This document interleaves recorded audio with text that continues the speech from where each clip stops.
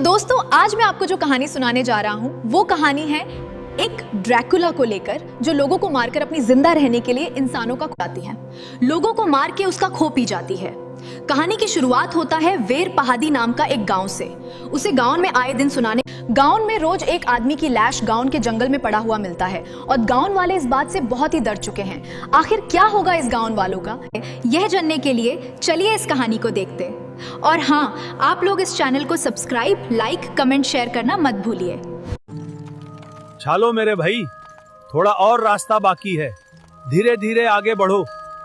ठंड बहुत है आज रात बहुत हो चुका है और ठंड भी जोड़ों का पड़ रहा है। मुझे जल्दी घर चले जाना चाहिए। आप तो, मुझे थोड़ा डर भी लग रहा है। गांव वाले सब खाते हैं कि इस रास्ते पर रात को खूह पीने वाली शैतान घूमता है, जो इंसानों का खूह पीने के बाद इंसानों को मार देती है। अगर मैं आज उनके हाथ लग गया तो मेरा तो खेल खत्म।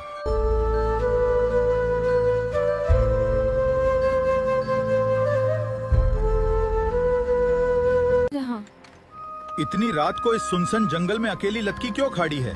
कोई मुसीबत में पड़ी तो नहीं? मुझे एक बार पूछ लेना चाहिए। अरे बेटी, तुम एहनी रात को इस घने जंगल में क्या कर रही हो?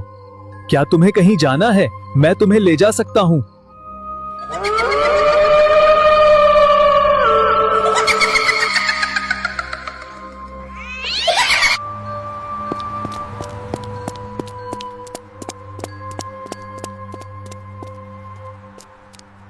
बाप रे, आप तो मुझे ऑफिस जाने में थोड़ा सा लेट हो जाएगा। ये बस तो चला गया, अब दूसरी का आने का वेट करना पड़ेगा। ये कैसे हो गया? हमें नहीं पता, जल्दी किसी को बुलाना पड़ेगा। हाँ, यहाँ बहुत डर लग रहा है। आज जिनका भी इंटरव्यू है उन सबको घर भेज दो, क्योंकि मेरी तबीयत ठीक नहीं है। और मेरे लिए एक ताकिया भेज देना। ये जरूर उस रक्त पिशाचिनी का काम है। खान भाई, तुमने भी देखा था कल रात को उसे। ये बहुत बुरा हुआ। तुम्हें तकिया लेकर क्यों खड़े हो? साहब, ये आपके लिए है। मैंने सोचा आपको आराम की जरूरत हो सकती है।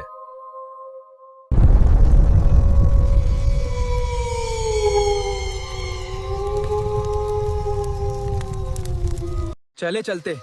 मैंने तो सोचा था जंगल में थोड़ा हल्का हो जाऊंगा, लेकिन मुझे तो लगता है कि ये मेरी सोच सबसे बड़ी भूल था। मुझे गांव वालों का कहाना मनाना चाहिए था। भगवान, मैं तो इस जंगल में खतरनाक काम करने आया था, लेकिन इस जंगल का माहौल देखकर मेरी तो फाटी पड़ी है।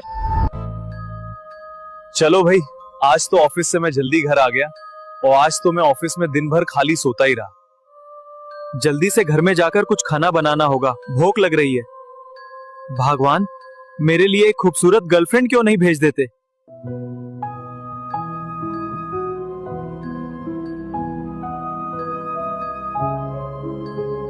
मैं तो इस चीज के लिए इतने सालों तक जिंदा हूँ। अगर ये चीज मुझे रोज नहीं मिलता तो मैं इतने दिनों तक जिंदा नहीं रह पाती।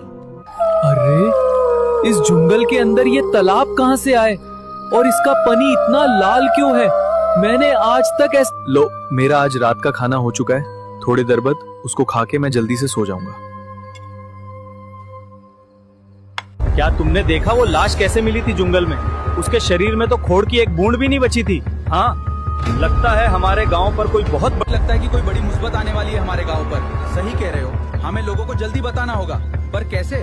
कोई हमारी बात नहीं सुनेगा। हमें कोशिश करनी होगी। आओ, मैं तो तुम्हारा इंतजार कर रहा था। इतनी देर कर दी, बहुत जल्दी आए हो तुम आज ऑफिस में।